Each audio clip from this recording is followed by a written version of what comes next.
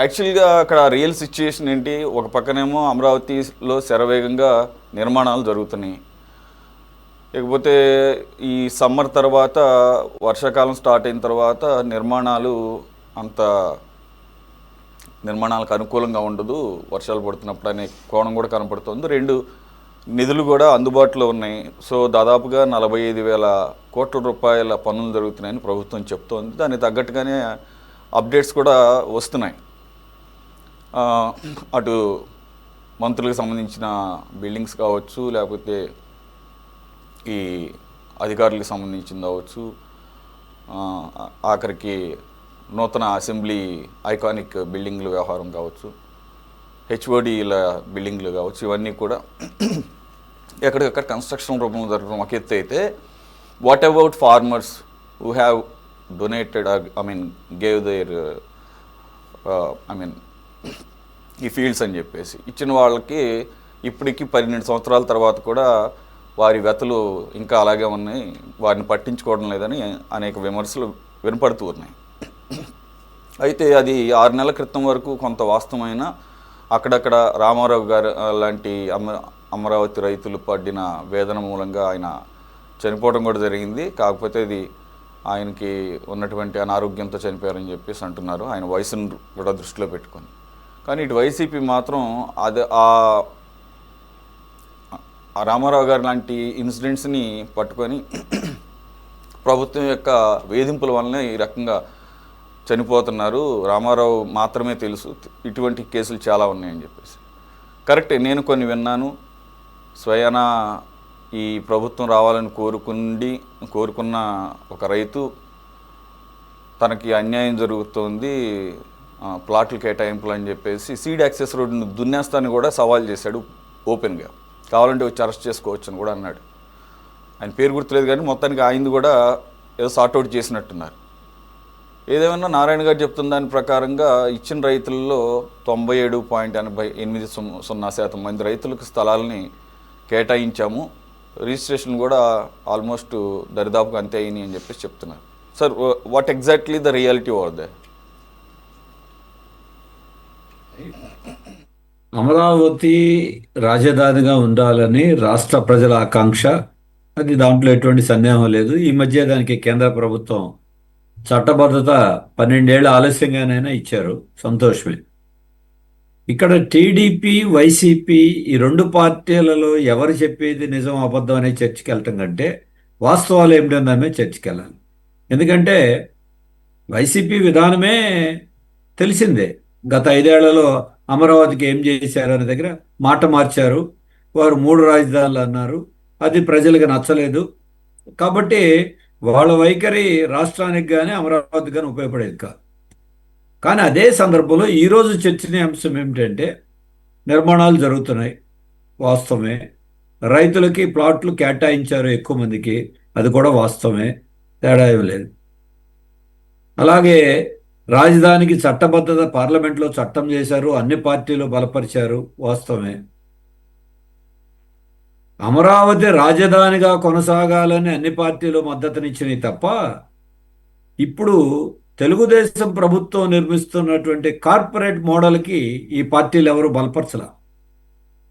కాబట్టి వాళ్ళు చేసే అన్ని పనులకి అందరూ బలపరిచారు అనుకుంటారేమో, అది తప్పు.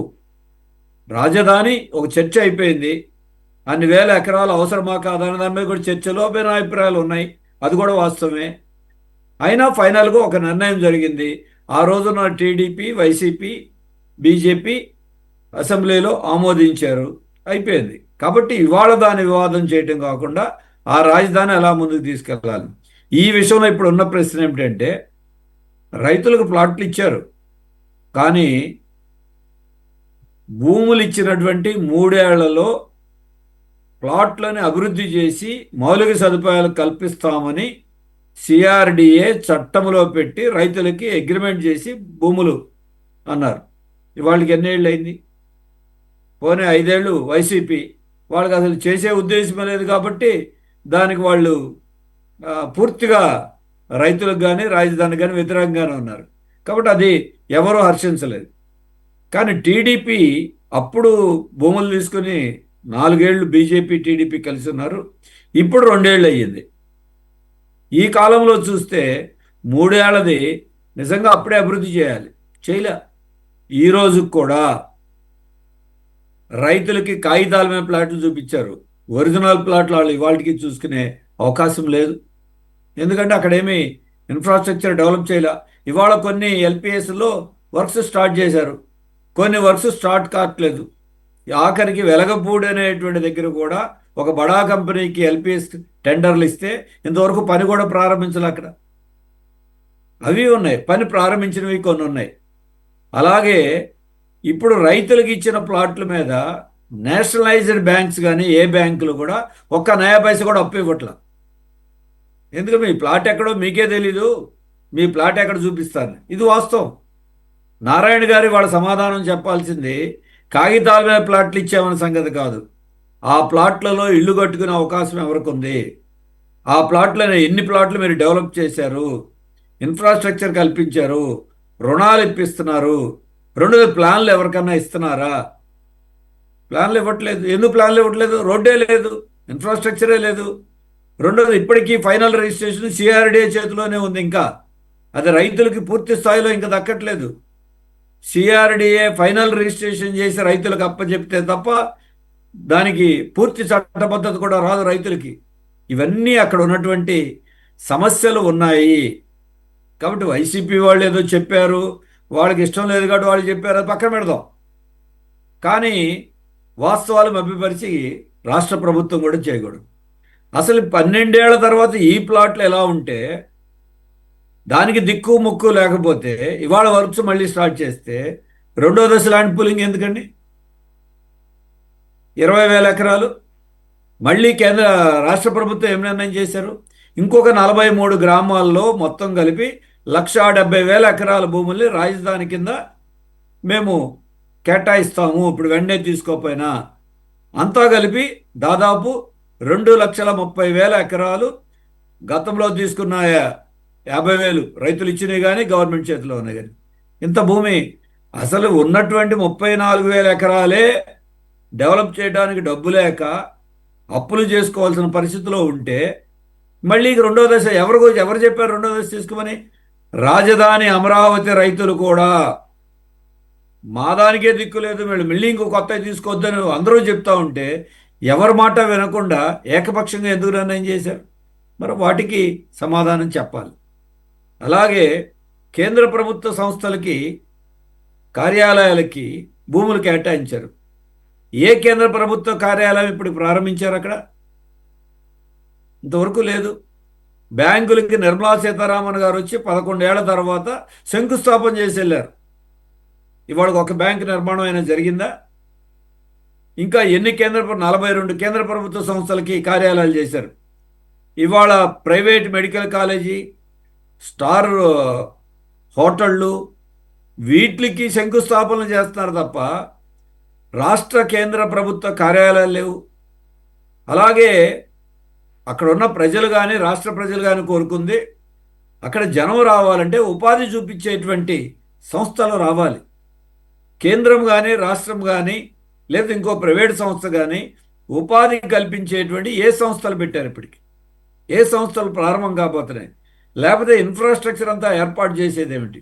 ఇది కూడా ఈ రోజున ఉన్నటువంటి ప్రశ్నలు. అలాగే వారు అందరికీ అక్కడ పనులు కోల్పోయారు చాలామంది. ఇప్పుడు జరుగుతున్న నిర్మాణాల్లో ఎవరు స్థానికులు పని చాలా తక్కువ. అందరూ ఇతర రాష్ట్రాల నుండి వచ్చిన వలస కూలీలు మాత్రమే అక్కడ పనిచేస్తున్నారు. దానికి కారణాలు వేతనాలు సరిగ్గా లేకపోవటం కావచ్చు, లేకపోతే ఇతర కారణాలు కావచ్చు, ఇవన్నీ ఉన్నాయి. మరి ఇటువంటి అంశాల మీద ఇవాళకి ప్రభుత్వం సమాధానం ఎక్కడ కనపట్టలేదు. కాబట్టి ఇక్కడ ఏదో తెలుగుదేశం వైసీపీ రాజకీయపరమైనటువంటి విమర్శల అంశం కాదు ఇక్కడ సమస్య. రాష్ట్ర ప్రజలకు అక్కడ ఉన్నది. ఇంకొక విషయం ఏమిటి? రాజధానితో 29 గ్రామాలే కాకుండా క్యాపిటల్ రీజన్ డెవలప్మెంట్ అథారిటీ అంటే కృష్ణా గుంటూరు జిల్లాల్లోని 56 మండలాల్లో 8,600 చదరపు కిలోమీటర్ల విస్తీర్ణంలో 2014లోనే సిఆర్డిఏ ఏర్పాటు చేశారు. ఈ 29 గ్రామాలు కాకుండా సిఆర్డీఏ పరిధిలో ఉన్న ఉమ్మడి కృష్ణా గుంటూరు జిల్లాల్లో సిఆర్డీఏలో ఏం పని చేశారు? ఇప్పటికి ఏం నిధులు కేటాయించారు? ఎక్కడైనా వర్క్ జరిగినాయా? దానికి కూడా మాస్టర్ ప్లాన్ గతంలో రూపొందించారు. ఇప్పుడు మేము సిఆర్డీఏలో మేము కూడా చేయబోతున్నాం గవర్నమెంట్ చెప్తోంది. కానీ ఎక్కడ? అది విజయవాడ అయినా గుంటూరు అయినా కృష్ణా గుంటూరు జిల్లాలో ఉన్నటువంటి సిఆర్డీఏ పరిధిలో లేదు. మరి ఇటువంటి అంశాలు ఉన్నాయి. అలాగే డబ్బు తెచ్చారు, పనులు చేస్తున్నారు. కానీ డబ్బులో ఇదంతా ప్రపంచ బ్యాంకు అప్పు. కేంద్ర ప్రభుత్వం విభజన చట్టంలో రాజధాని నిర్మాణానికి మౌలిక సదుపాయాలకు అయ్యేటువంటి ఖర్చు మొత్తం కేంద్రం భరించాలి. ఇప్పుడు కేంద్రం ఇచ్చింది ఎంత? 1500 కోట్లు. ఇంకో 1000 కోట్లు గుంటూరు విజయవాడకి డ్రైనేజీకి కాలువలకి ఇచ్చారు. అది కూడా కలిపేస్తున్నారు.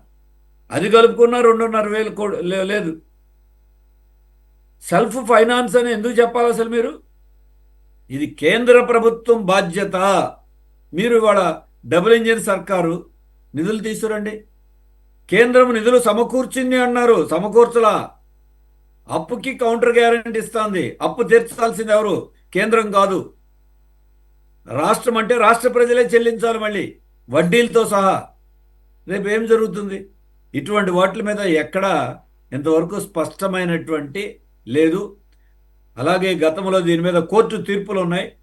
కోర్టు ఏ ఏ పని ఎప్పట్లోపు చేయాలని హైకోర్టులో గతంలో కూడా తీర్పులు ఇచ్చినాయి.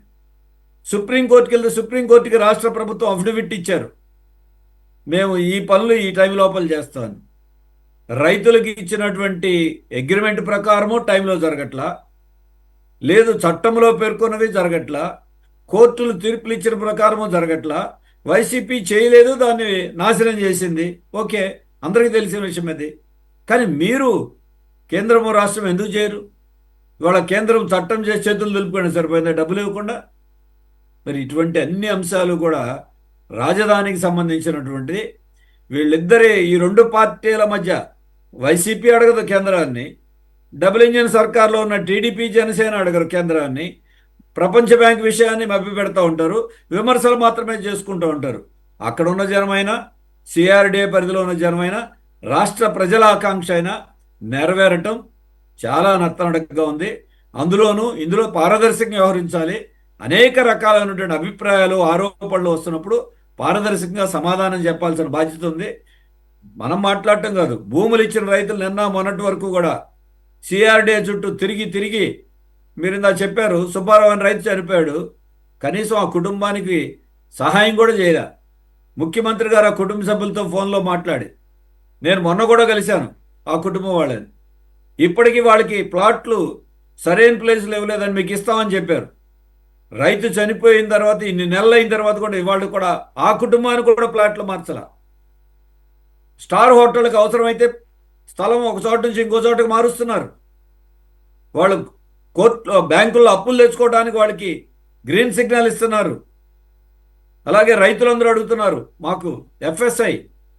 మిగతా చోట్లంతా స్థలం ఉంటే 5 అంతస్తులు కట్టుకుంటే రాజధానిలో 3 అంతస్తులే 2 అంతస్తులే అంటున్నారు. ఏమంటే రాజధానిలో ఒకే మోడల్ ఉండాలి కాబట్టి మీరు ఎక్కువ అంతస్తులు లేవని. ఎక్కువ అంతస్తులు లేకపోతే రేపు దానికి వాల్యూ ఎలా ఉంటుంది? మిగతా రాష్ట్రంలో ఉన్నదానికి రాజధానిలో ఉన్నదానికి ఎఫ్ఎస్ఐలో తేడా ఎందుకు? ఎస్ఆర్ఎంఓ, విట్టో, ఇతర ప్రైవేట్ యూనివర్సిటీలకి మీరు అంతస్తులకి ఎక్కువ పర్మిషన్ ఇచ్చి మామూలు రైతులకి ఎందుకు ఇవ్వరు? ఇప్పుడు దాని మీద కమిటీ వేసామంటారు. ఎప్పుడు కమిటీ తెలుస్తుంది? గ్రామ కంటాల సమస్య తేల్సినటువంటి చాలా ఉన్నాయి. అక్కడ విభజన చట్టంలో పేర్కొన్నారు అందరికీ ఉచిత విద్య, ఉచిత బాబురావు గారు, మీరు చెప్తున్న ఎఫ్ఎస్ఏ అంశం కూడా నేను చూశాను ఈ మధ్య కాలంలో. మీరు అన్నట్టు ఏదో కమిటీ ఏదో ఫామ్ చేస్తారు, త్వరలోనే దాన్ని మార్పులు చేర్పులు చేస్తారని వినపడుతుంది. కానీ అసలు ఇవ్వకపోవడానికి కారణం ఎందుకు? అలా పరిమితి పెట్టడానికి అక్కడ ఏమన్నా ఈ రకమైన వాదనలు ఉన్నాయి కదా, సాయిల్ బేస్ మీద అది సాఫ్ట్గా ఉంటుందని, ఆ రకంగా ఏమన్నా ఇవ్వలేదా? అదేమి కాదండి. సింగపూర్ వాళ్ళు ఒక మాస్టర్ ప్లాన్ తయారు చేశారు. ఇది ప్రపంచ స్థాయి రాజధాని ఉండాలి కాబట్టి అన్ని ప్లాట్లు సైజును బట్టి ఒకే మోడల్లో ఉండాలి. ఇక్కడ గ్రీన్ సిటీ క్యాపిటల్, ఇది గ్రీన్ క్యాపిటల్ కాబట్టి ఇలాగే ఉండాలి అని చెప్తున్నారు. మిగతా చోట్ల పక్కన ఉన్న చోట్ల 5 అంతస్తులు పర్మిషన్ ఇస్తే ఇక్కడ 3 అంతస్తులు పర్మిషన్ ఇస్తే రేపు కన్స్ట్రక్షన్లో బిల్టప్ ఏరియాకి ఎంత కాస్ట్ పడుతుంది? ఈ కాస్ట్ పెడితే రేపు ఇక్కడ ఎవరన్నా కొంటారా? రైతులు అడుగుతున్నారు. ఇటువంటివన్నీ వాళ్ళు చెప్పేటువంటి ప్రశ్నలే. ఇక్కడ ఇది వైసీపీ టీడీపీ సమస్య కాదు. అక్కడ ఉన్నటువంటి రైతులు, కూలీలు, పేదలు. నేను ఇందాక చెప్పాను, ఫ్రీ ఎడ్యుకేషన్, ఫ్రీ హెల్త్ రాజధానిలో ఉన్న వాళ్ళందరికీ ఇస్తామని చట్టబద్ధంగా పేర్కొన్నారు. ఇప్పటి వరకు ఒక్కడికి ఫ్రీ ఎడ్యుకేషన్ లేదు. అక్కడ రాజధాని రైతులు ఇచ్చినటువంటి భూముల్లో పెట్టినటువంటి ఎస్ఆర్ఎం, విట్టు యూనివర్సిటీల్లో కూడా ఒక్క నయా పైసా కూడా అమరావతిలో ఉన్నటువంటి రైతులకు, కూలీలకు తగ్గించట్ల. ప్రొవిజన్ కూడా లేదు. రిజర్వ్ బ్యాంక్ వాళ్ళకి గవర్నమెంట్ 5 కోట్లు పెట్టి ఎకరం అమ్మింది. ఎస్ఆర్ఎం వాళ్ళకి, విట్టు వాళ్ళకి 50 లక్షలకి ఇచ్చింది. కేంద్ర ప్రభుత్వ సంస్థలకు 5 కోట్లకు భూమి ఇచ్చారు, వీళ్ళకి 50 లక్షలకి, కొద్దిమందికి 25 లక్షలకి. పైపెచ్చు కార్పొరేట్ హోటల్స్ వీటన్నిటికీ 10 ఏళ్ళు జిఎస్టీ రిటర్న్ ఇచ్చేటట్టుగా, కరెంటు ఛార్జీ ₹2 తగ్గించి వాళ్ళకి రాయితీలు ఇచ్చేట్టుగా, ఇన్ని రాయితీలు వాళ్ళందరికీ ఇస్తున్నారు. కానీ అక్కడ భూములు ఇచ్చిన వాళ్ళకి, పనులు కోల్పోయిన వాళ్ళకి ఆ రాయితీలు గవర్నమెంట్లో చెప్పిన ఏమీ లేదు. 365 రోజులు ఉపాధి హామీ పనులు అమలు చేస్తాం, అది కూడా సిఆర్డిఏ ఈ ల్యాండ్ పూలింగ్ యాక్ట్తో పెట్టారు. లోకల్ వాళ్ళకే ఉపాధి అన్నారు. ఇవన్నీ ఊరికి నోటి మాట కాదు, చట్టబద్ధంగా రాసినవి. అలాగే గత 2 రోజుల్లో డెవలప్మెంట్స్ కూడా నేను చూశాను. కిమ్స్ హాస్పిటల్ ఒకటి, అలాగే వరల్డ్ వైడ్గా ఫినాన్షియల్ జైంట్గా పేరున్నటువంటి ఎర్న్స్ట్ అండ్ యంగ్, అది ఆ రెండు కూడా నిన్న సిఐఏ సదస్సులో ఎర్న్స్ట్ అండ్ యంగ్ ప్రతినిధులు కూడా వారు కూడా తమ కార్యకలాపాలు ఇక్కడ స్టార్ట్ చేస్తూ ఉంటున్నారు. వాటికి గురించి ఇంకా డీటెయిల్స్ బయటికి రాలేదు. వాటికి కూడా ఇలాగే దాన్ని ఏమంటారు, అనేక రాయితీలతో లేదంటే కనుక తక్కువ రేట్లతో ఏమైనా భూములు కేటాయించిన సమయం ఏమన్నా ఉందా ఇన్ఫర్మేషన్? అందరికీ ప్రైవేటు సంస్థలకు ఇచ్చినవన్నీ 50 లక్షలు, ₹1 కోటి. కేంద్ర రాష్ట్ర ప్రభుత్వ సంస్థలకి, మిగతా వాళ్ళకి ఇచ్చినవన్నీ 4 కోట్లు, 5 కోట్లు. ఇది గవర్నమెంట్ అఫీషియల్గా చేసినటువంటివి. కొంతమందికి అయితే ఇంకా నామినల్ రేట్లు కూడా ఇచ్చారు. గతంలో భూములు తీసుకున్న కంపెనీలన్నీ ఏం చేశారో మనం చూసాం. ప్రైవేట్ వాళ్ళందరినీ ప్రోత్సహించకూడదనే సంగతి కాదు, ప్రోత్సహించవచ్చు, కానీ దానికి కూడా కొన్ని పద్ధతులు. కానీ అసలు భూములు ఇచ్చిన రైతులు, కూలీలకి ఇంతవరకు వాళ్ళకి దిక్కు లేకుండా వాళ్ళు మీకు ఒకటే నేను అడుగుతున్నా గవర్నమెంట్ని, మీరు ఇచ్చిన ప్లాట్లలో లోన్లు తీసుకునే అవకాశం ఉందా? అసలు వాళ్ళ ప్లాట్లో వాళ్ళ ఇల్లు కట్టుకునే అవకాశం ఉందా? ఎవరికన్నా ప్లాన్లకి పర్మిషన్ ఇచ్చారా? ఇప్పటికి 12 ఏళ్ల తర్వాత ఏమీ లేదు. ఇదేమీ లేకుండా మీరు ఈ భూముల బదులు ఇంకా 20,000 ఎకరాలు 2వ దశ భూ సమీకరణని ఎందుకు చేయాలి? ఇది ఎన్నేళ్ళకి పడుతుంది? మిగతా ఎన్ని వేరే సంగతి, కనీసం వాళ్ళ సంగతి ఆయన చూడాలి కదా. ఇది వాళ్ళ అందరూ కోరుకుంటుంది. రెండవది, ఈ ప్రభుత్వానికి అనుకూలంగా ఉండి భూములు ఇచ్చిన రైతులు వాళ్ళు కూడా కక్కలేక మింగలేక రాజధాని కొనసాగాలి, కానీ మా సమస్యలన్నీ ఇలా పెరిగిపోతున్నాయి, వినేనాదులు లేడు. ఇది వాళ్ళ చెబుతున్న విషయం. దాన్ని ప్రభుత్వం ఇప్పటికైనా పరిశీలన చేయాలి తప్ప ఒకళ్ళనొకళ్ళు ఖండించుకునే పేరుతో అసలు విషయాల్ని మరుగుపరిచేటువంటి ప్రయత్నం చేయటం రాష్ట్రానికి కానీ ఆ ప్రాంతానికి కానీ ఏమి ఉపయోగం లేదు. అక్కడ ఉన్న రైతులు, కూలీలు, పేదలకు కూడా ఏమి ఉపయోగం కాదు. కార్పొరేట్ మోడల్ కాదు, ప్రజా రాజధాని అన్నదాన్ని ప్రజా రాజధానిగానే నిర్మించాల్సిన బాధ్యత ప్రభుత్వం మీద. రైట్ బాబు.